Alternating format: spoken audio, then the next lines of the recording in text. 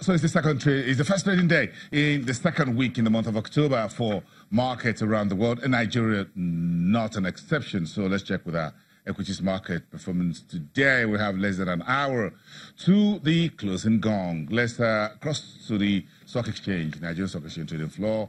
A trader from Capital Care Securities, Andy Sacco, is joining us live. Andy, good afternoon. It's great to have you on the program. What's making headlines today? Is it still all the talk with you brokers on the floor about the presidential candidates? Is politics still making the headlines as we speak? Yeah, you can hear from the background a lot of talk, possibly noise, you might say. Great analysis, entrancing from the primaries just concluded, and again, brokers are part of the community, so a great discourse going on, and you get a lot of feelings about both candidates, whether you talk of the leading APC or PDP as it were. So much more talk about, politicking than trading, I must say. So what do you brokers, what do you want? I'm not trying to ask the question, who do you want? Or what do you want? What does the market want?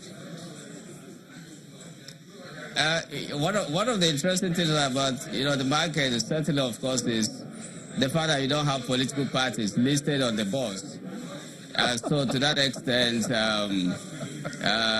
expressions of passion and interest will certainly be individualistic. So to that extent, we leave politicians to do what they know doing, while what we do want, obviously, is some level of sanity in the system, some level of direction and predictability, and stability in the whole scope.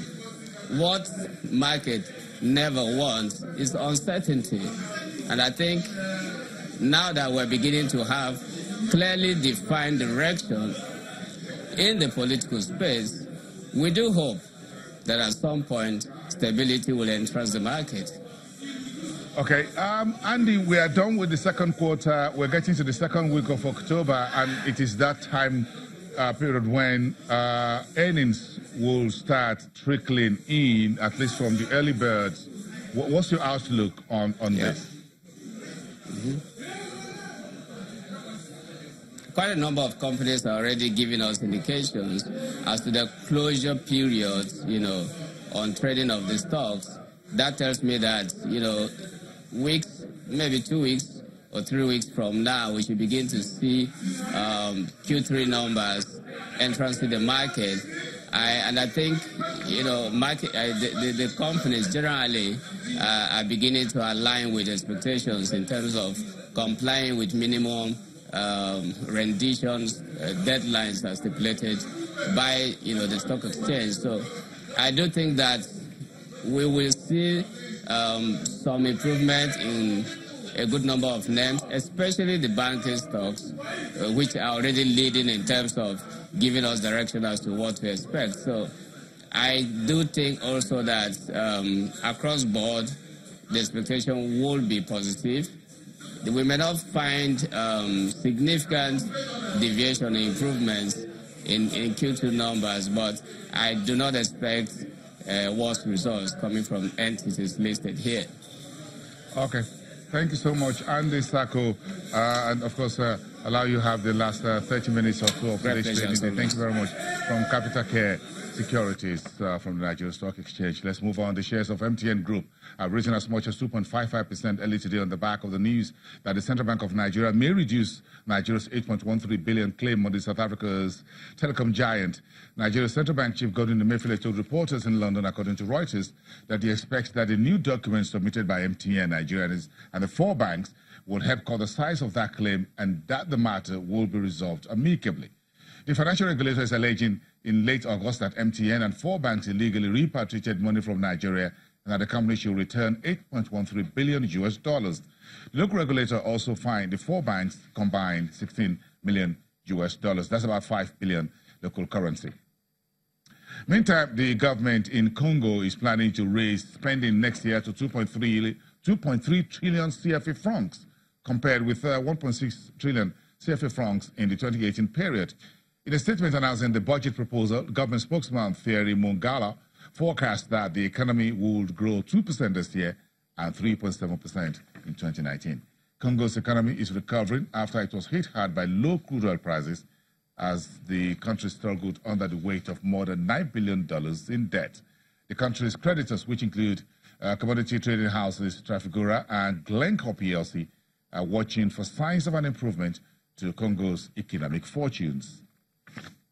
Now, all the way to Morocco, where the country started selling its first Islamic sovereign bond, or sukuk, worth $116 million with a 5-year maturity. The sukuk sale was an ijara issue in local currency with an annual yield of 2.66%, according to the finance ministry. Demand was 3.6 times higher than the sukuk value, with subscription orders standing at 3.6 billion dirhams, according to the finance ministry. It also says that 28% of the orders were processed via book building.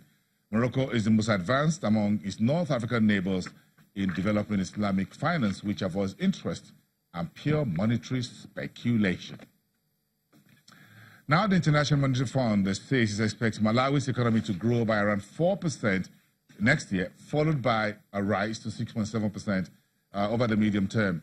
According to an IMF team led by the mission chief, Pritha Mitra, which visited the long way to discuss the first review of the 3-year arrangement from Malawi, the new arrangement, according to the team, is to have Malawi, or says that Malawi is performing well under a 3-year, $112 million facility agreed earlier this year to help the country reform its economy. About a third of the country's $3.5 billion public debt is external. The IMF adds that key reform areas for Malawi were to improve debt management and public finance management. And in South Africa, the finance minister, Nene, has asked President Cyril Ramaphosa to accept his resignation. The request came after political parties rejected Nene's apology for meeting with members of the Gupta family during past tenure as Deputy Minister and Minister of Finance from 2010 to 2014. A Johannesburg-based newspaper reports that President Ramaphosa will now decide Nene's fate. Nene, who was fired as finance minister by President Zuma in October of 2015, was reappointed to the position by Cyril Ramaphosa in February of 2018. And that's about all for today. Do have a great day, everyone. I'll see you next time.